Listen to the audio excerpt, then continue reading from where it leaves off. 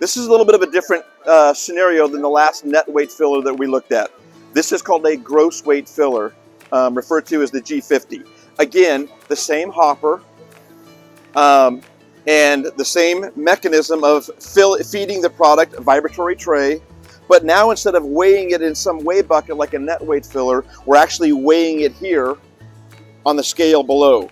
And the scale is now providing feedback to the vibratory to bulk and dribble to get your final weight in the case. So typically used for a little bit bigger fill into a case, let's just say.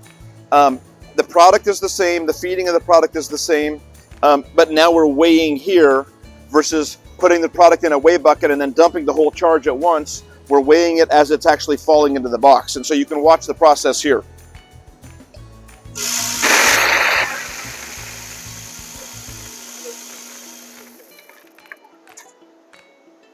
And one unique thing about this little system is if you have a product that wants to flow and it's really flowing very well, to get accurate, so when we're done with the feeding process and the scale says, hey, I've hit the weight, 5 pounds, what it'll do is so nothing falls in, we can actually keep the gate and we can close it so nothing falls off the end. So if you watch here the cycle,